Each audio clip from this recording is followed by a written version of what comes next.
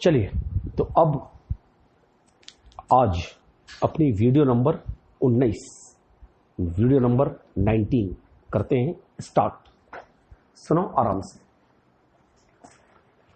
तो अपना स्टार्ट हो चुका है सेकंड चैप्टर, और सेकंड चैप्टर की ये तीसरी वीडियो है।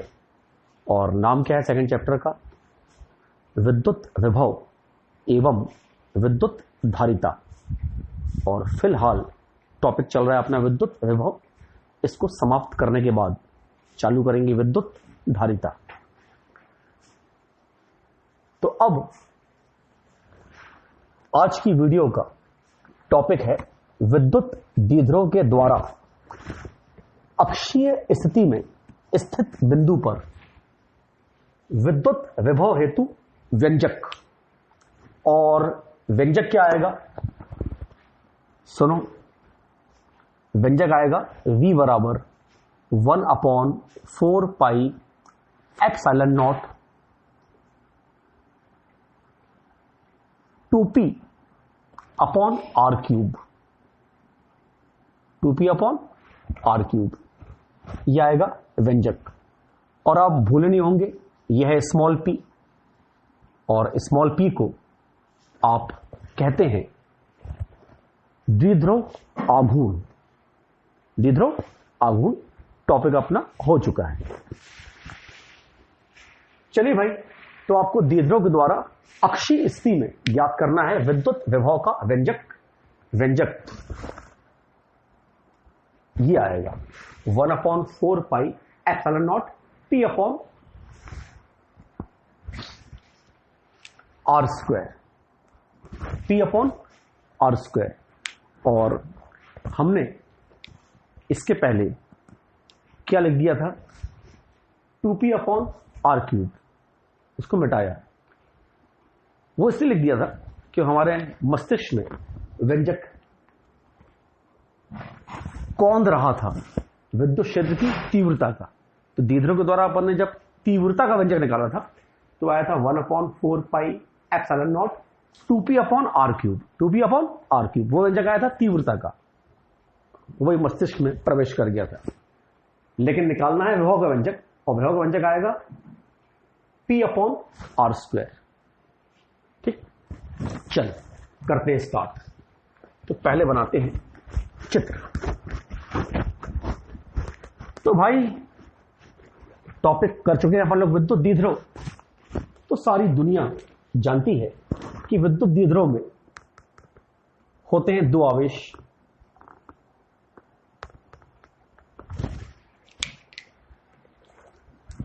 Plus Q.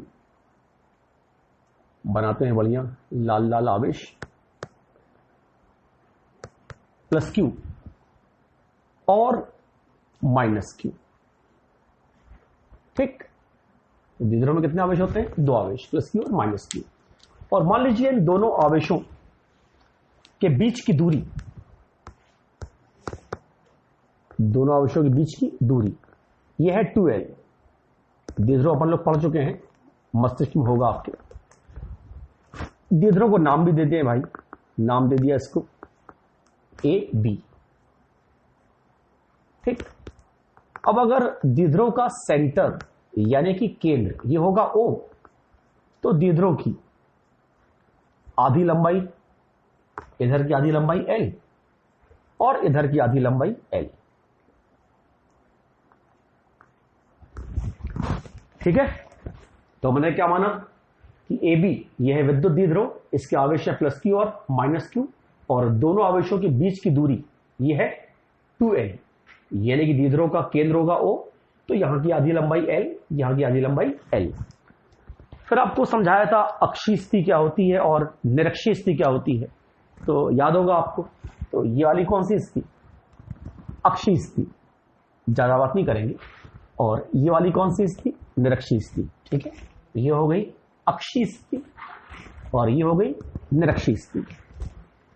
फिर ऐसे ही बढ़िया चलते फिरते गाना गुनगुनाते माना द्विध्रुव के केंद्र O से R दूरी पर अक्षीय स्थिति में यह है प्रेक्षण बिंदु P। प्रेक्षण बिंदु का मतलब जहां पर आपको विभव का मान निकालना है। ठीक है, तो बढ़िया अपन ने द्विध्रुव के केंद्र O से अक्षीय स्थिति में r दूरी पर लिया प्रेक्षण बिंदु P, यानी कि जहां पर अपने को इस पूरे द्विध्रुव के द्वारा विभव का मान ज्ञात करना है। ठीक, तो वीडियो आप देखते होंगे एक के बाद एक, वैसे देखना है। ठीक है, 10 नंबर देखें और कूद के देखें 15 नंबर, समझ में नहीं आएगा। तो अपन ने वीडियो नंबर 18 में यह सूत्र निकाला था कि किसी भी बिंदु आवेश प्लस क्यू से r दूरी पर स्थित, यह सूत्र निकाला था, उसको हम यहां लिख रहे हैं। ये तो चित्र अपना अलग है। तो अपन ने लास्ट वीडियो में सिद्ध किया था कि किसी प्लस क्यू आवेश से r दूरी पर स्थित बिंदु पर उत्पन्न विभव का मान होता है 1/4 pi epsilon not Q upon R। ठीक है, ये सूत्र निकाला था अपन ने।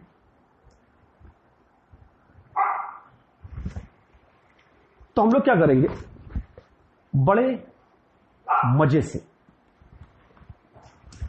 इस प्लस क्यू आवेश के द्वारा बिंदु P पर उत्पन्न विभव का मान निकालेंगे। इस सूत्र से बढ़िया देंगे समीकरण नंबर 1। फिर यही सूत्र लगाकर माइनस क्यू आवेश के द्वारा बिंदु P पर उत्पन्न विभव का मान निकालेंगे, देंगे समीकरण नंबर 2। और दोनों आंखें बंद करके आराम से मजे से प्लस क्यू और माइनस क्यू के द्वारा बिंदु P पर उत्पन्न विभव को आपस में जोड़ देंगे। सीधा सीधा बिना दिमाग लगाए जोड़ देंगे, तो अपने को संपूर्ण द्विध्रुव के द्वारा बिंदु P पर उत्पन्न कुल विभव प्राप्त हो जाएगा। ठीक, चलिए तो लगाते हैं ये वाला सूत्र और प्लस क्यू आवेश के द्वारा बिंदु P पर उत्पन्न विभव का मान निकालते हैं।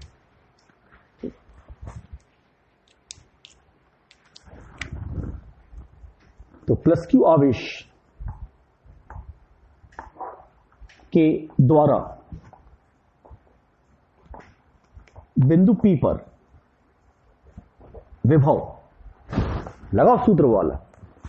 तो इस विभव को नाम दिया V1। V1 बराबर लगाते हैं सूत्र 1/4 पाई एप्सिलॉन नॉट, ये लिखा बेहतरीन मजे से 1/4 पाई एप्सिलॉन नॉट। फिर सूत्र आगे क्या बोलता है, आवेश बटे आवेश से प्रेक्षण बिंदु की दूरी। आवेश कितना है, प्लस क्यू, ये लिखा प्लस क्यू, बटे आर का मतलब प्रेक्षण बिंदु की आवेश से दूरी। तो इस बिंदु P की प्लस क्यू आवेश से दूरी आप चित्र में देख रहे हैं कितनी है, AP। ठीक है, तो प्लस क्यू आवेश से बिंदु P की दूरी कितनी, AP। तो दूरी R के स्थान पर क्या रख दे, AP।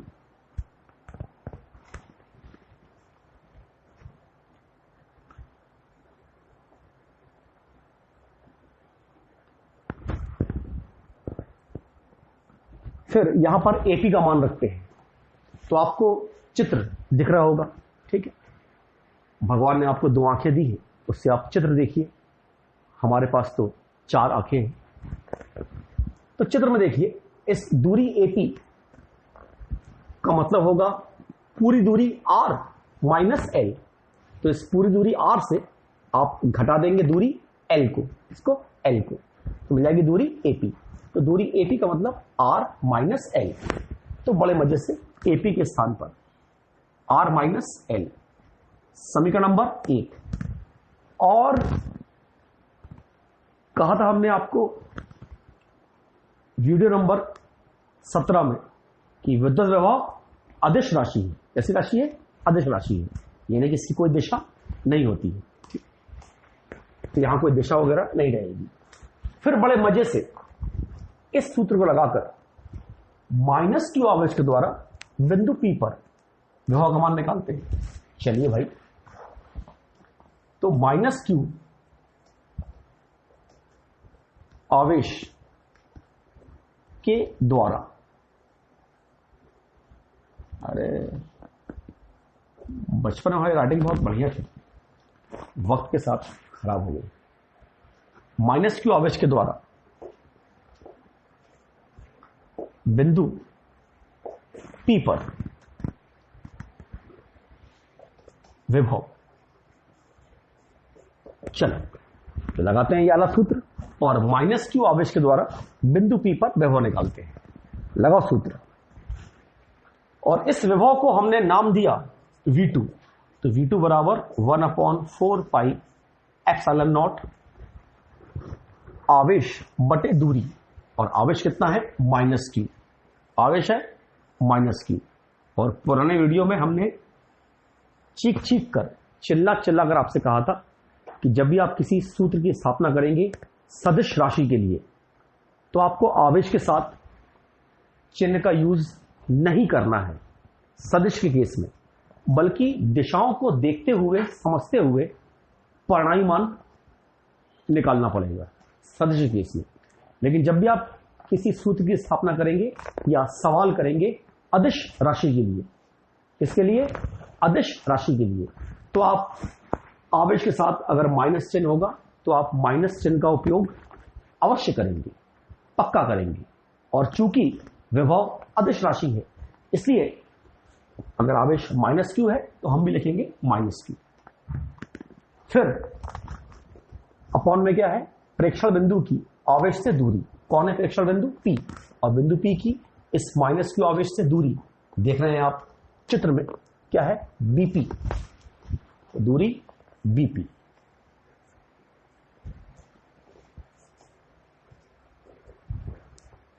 फिर देखिए अपनी चार आंखों से, सॉरी 2 आंखों से, दूरी BP, दूरी BP का मतलब हो जाएगा R प्लस L, देखा, तो दूरी BP ये हो जाएगी R प्लस L। तो बढ़िया, BP के स्थान पर नेक्स्ट स्टेप में कर देते हैं R plus L, 1/4 pi epsilon not minus Q, BP के स्थान पर R प्लस L। समीकरण नंबर 2। अब यह विभव है बिंदु P पर प्लस क्यू आवेश के द्वारा, और समीकरण 2 ये विभव है बिंदु P पर माइनस क्यू आवेश के द्वारा। अपने को इस पूरे द्विध्रुव के द्वारा बिंदु P पर कुल विभव निकालना है, और चूंकि विभव अदिश राशि है, विभव में दिशा तो होती नहीं है, इसलिए V1 और V2 को आपस में आंखें बंद करके जोड़ दोगे तो बिंदु P पर अपने को कुल विभव प्राप्त हो जाएगा। चल यहां लिख देंगे, दिख रहा है, अतः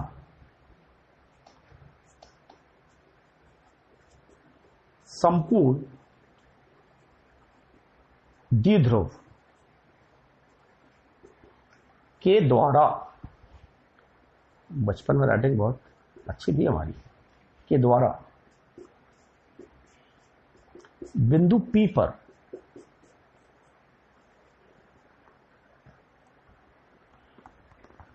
कुल विभव, कुल लिख देते हैं, कुल अच्छा लगेगा, कुल विभव, कुल विभव काम है छोटे उल्लू की मात्रा है, इसकी छोटे उल्लू की मात्रा काम हो जाएगा कुल विभव। तो संपूर्ण द्विध्रुव के द्वारा बिंदु P पर कुल विभव क्या करेंगे, V1 और V2 को आपस में जोड़ देंगे। कहां करें, यहां करेंगे। कुल विभव V equal to V1 plus V2। फिर बड़े मजे से V1 के स्थान पर इसको रख दो, समीकरण 1 से 1/4 pi epsilon not Q upon R minus L, plus V2 के स्थान पर इसको रख दो 1/4 pi epsilon not minus Q upon R plus L। फिर जो भी कॉमन निकलता है उसको कॉमन निकाल लो, ठीक है। तो 1/4πε0 और Q यहां पर भी है और यहां पर भी है, कॉमन निकालिए। तो 1/4πε0 Q ये निकालोगे कॉमन, तो यहां पर बचेगा 1/r-l प्लस माइनस हो जाएगा माइनस, ठीक है, प्लस माइनस माइनस 1/r+l, ठीक। फिर बढ़ते हैं आगे।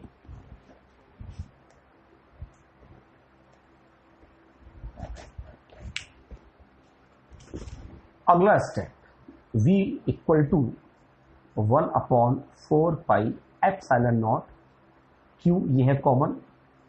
अब लेते हैं इसका लघुत्तम। तो लघुत्तम लेने के लिए दोनों का आपस में गुणा करेंगे, तो r-l इंटू r+l ये हो जाएगा r² - l²। बचपन में सूत्र याद किया था, a-b इंटू a+b ये होता है a² - b²। तो r-l इंटू r+l ये हो गया आपका r² - l²।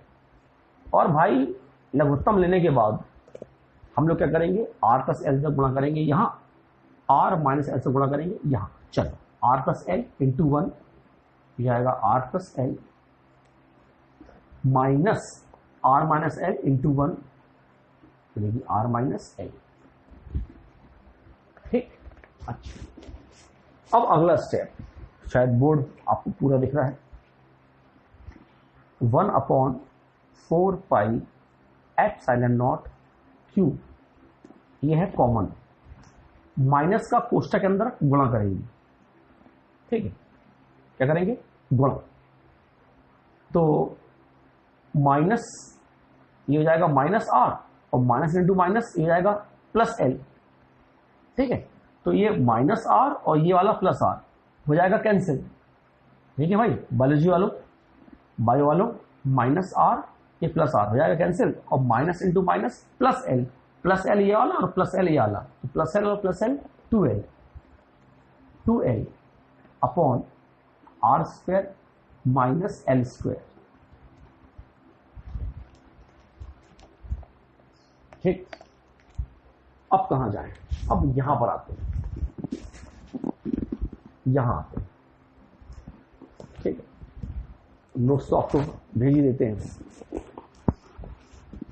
तो अगला स्टेप v बराबर 1/4πε0 ये क्या है, q into 2l। q into 2l कहीं देखा था इसको, याद है, भूल गए। q इंटू 2l इसे आप कहते हैं द्विध्रुव आघूर्ण और दर्शाते हैं स्मॉल p से। याद आया, फर्स्ट चैप्टर में देखा था आपने। तो भाई q इंटू 2l इसे आप कहते हैं द्विध्रुव आघूर्ण, दर्शाते हैं स्मॉल p से। तो अगली स्टेप में q इंटू 2l के स्थान पर आप लिख दो स्मॉल p अपॉन क्या है, r² - l²। समीकरण नंबर 3, समीकरण नंबर 3। फिर अगर आपकी याददाश्त अच्छी हो तो हमने आपसे कहा था कि द्विध्रुव की लंबाई होती है अति अति अति अल्प, द्विध्रुव होता है बहुत बहुत छोटा। तो भाई चूंकि द्विध्रुव की लंबाई होती है अति अल्प, तो यहां पर एक कंडीशन अप्लाई कर दें कि यदि l का मतलब द्विध्रुव की अर्ध लंबाई, आधी लंबाई, तो यदि द्विध्रुव की अर्ध लंबाई l इस दूरी r की तुलना में बहुत कम हो, ये डबल चोंच लगी हो, चोंच चोंच, इसका मतलब बहुत कम। यदि l का मान यानी कि द्विध्रुव की अर्ध लंबाई का मान दूरी r की तुलना में बहुत बहुत कम हो,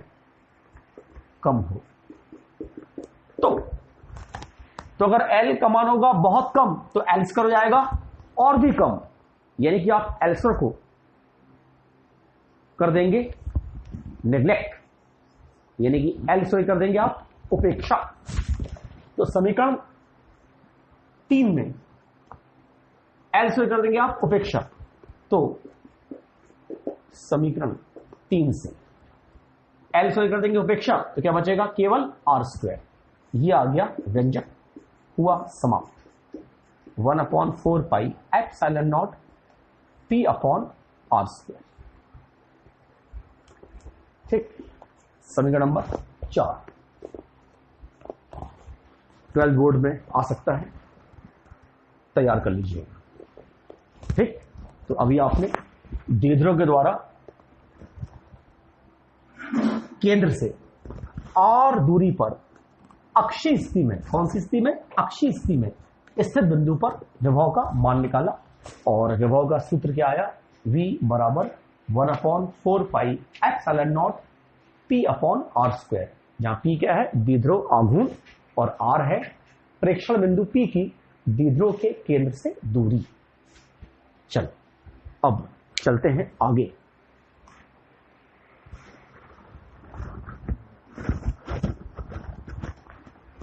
अब अगला टॉपिक रहेगा अपना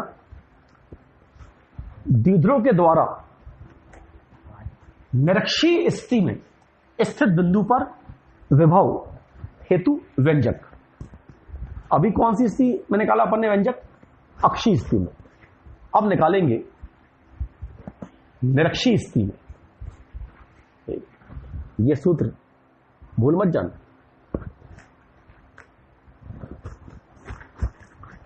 चल लिखते हैं हेडिंग। तो अगला टॉपिक है द्विध्रुव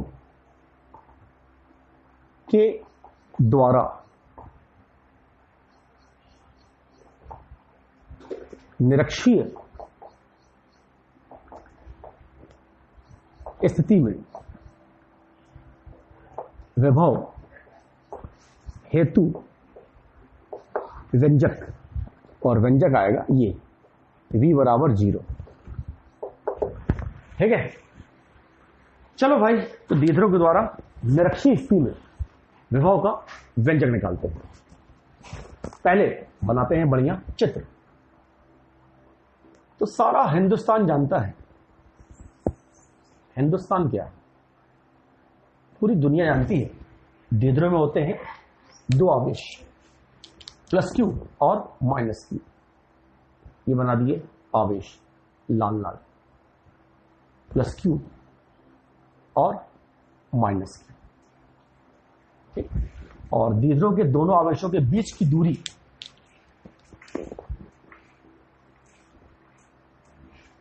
को आप दर्शाते हैं 2l से। फिर अगर द्विध्रुव का सेंटर होगा O, तो आधी लंबाई L और ये आधी लंबाई L। ठीक है, फिर द्विध्रुव को नाम दे दिया AB। ठीक, तो आपकी आंखों के सामने AB यह है विद्युत द्विध्रुव, जिसकी आवेश है +q और -q। दोनों आवेशों के बीच की दूरी है 2l, यानी कि द्विध्रुव का केंद्र होगा O, तो ये आधी लंबाई L, आधी लंबाई L। और फिलहाल आपको निरक्षीय स्थिति में निकालना है विभव हेतु व्यंजक। तो ये कौन सी स्थिति, अक्षीय स्थिति, और ये कौन सी स्थिति, निरक्षीय स्थिति। तो बढ़िया, निरक्षीय स्थिति में केंद्र O से R दूरी पर ये लिया हमने प्रेक्षण बिंदु P, प्रेक्षण बिंदु P, और बड़े मजे से बिंदु P को मिला दिया बिंदु A से, और बिंदु P को मिला दिया बिंदु B से। ठीक है, चल अब खो जाओ पुरानी यादों में। जब आप थे 7वीं 8वीं क्लास में, बहुत छोटे छोटे रहा करते थे, तो वहां पर आपने पढ़ा था पाइथागोरस प्रमेय। याद आया, पाइथागोरस प्रमेय। पाइथागोरस गणितज्ञ हैं ये, पहले हमारे पड़ोस में रहते थे, अभी पता नहीं कहां शिफ्ट हो गए, देखे नहीं बहुत दिन से। हाँ, तो ये दिख रहा है आपको समकोण त्रिभुज इस समकोण त्रिभुज में लगाते हैं पाइथागोरस प्रमेय। तो इस समकोण त्रिभुज में आधार कितना है L और लंब कितना है R। तो पाइथागोरस प्रमेय से कर्ण AP का मान क्या होगा R square plus L square. फिर ऐसे ही ये भी है समकोण त्रिभुज, यहां भी लगा दो पाइथागोरस प्रमेय। तो पाइथागोरस प्रमेय से इस कर्ण BP का मान कितना आएगा, आधार L लंब R। तो पाइथागोरस प्रमेय से इस कर्ण BP का मान भी रहेगा R square plus L square. बहुत बढ़िया। अब अपन लोग क्या करेंगे, वही करेंगे जो आप मन में सोच रहे हो। बढ़िया। प्लस क्यू आवेश के द्वारा बिंदु P पर विभव का मान निकालेंगे, देंगे समीकरण नंबर 1। फिर माइनस क्यू आवेश के द्वारा बिंदु P पर विभव का मान निकालेंगे, देंगे समीकरण नंबर 2। और दोनों आंखें बंद करके आराम से दोनों को आपस में जोड़ देंगे बिना दिमाग लगाए, क्योंकि विभव है अदिश राशि। चलो भाई, और आप याद करके बैठे हैं, अपन लोग सिद्ध कर चुके हैं कि किसी भी प्लस क्यू आवेश से R दूरी पर स्थित बिंदु पर विभव निकालने का सूत्र क्या है, 1/4 pi epsilon not Q upon R। तो बड़े मजे से ये सूत्र लगाकर, ठीक, ये सूत्र लगाकर प्लस क्यू आवेश के द्वारा निकालेंगे P पर विभव, फिर माइनस क्यू के द्वारा P पर विभव। तो चलिए भाई, प्लस क्यू आवेश के द्वारा बिंदु P पर विभव। तो प्लस क्यू आवेश द्वारा बिंदु P पर विभव लगाओ, यह वाला सूत्र, नाम दिया V1 बराबर 1/4 पाई एप्सिलॉन नॉट आवेश बटे दूरी, आवेश कितना प्लस क्यू बटे दूरी, और प्लस क्यू आवेश से बिंदु P की दूरी कितनी, वर्गमूल में R square plus L square. समीकरण नंबर 1। फिर माइनस क्यू आवेश के द्वारा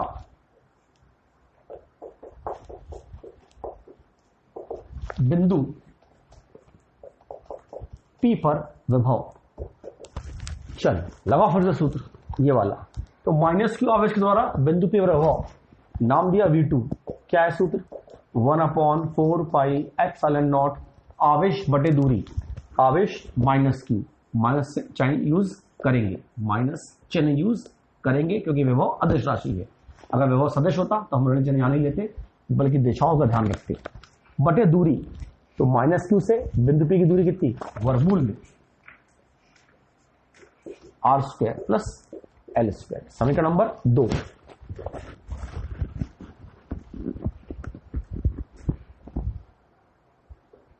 अतः बस खत्म होने वाला है। अतः संपूर्ण द्विध्रुव के द्वारा बिंदु P पर कुल विभव V बराबर V1 प्लस V2। अब आराम से समीकरण 1 देखो, ये V1 का मान है, देखा।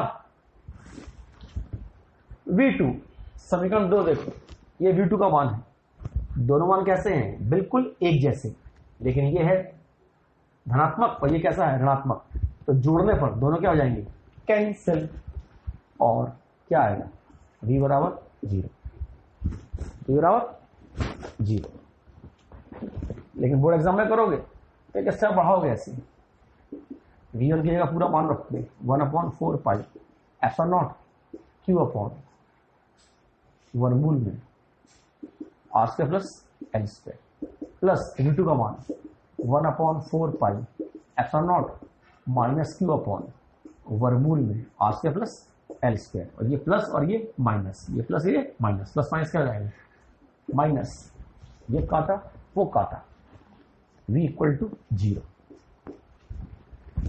ठीक, चलिए आज की वीडियो यहीं पर समाप्त करते हैं, फिर उसके बाद विभव के पूरे सवाल करा देंगे आपको, फिर चलेंगे, फिर विभव समाप्त हो जाएगा, फिर चलेंगे अपन लोग अगला टॉपिक विद्युत धारिता की ओर। बढ़िया टॉपिक है, इंपॉर्टेंट है, समझने वाला है। चलते हैं, ठीक, ओके, बाय।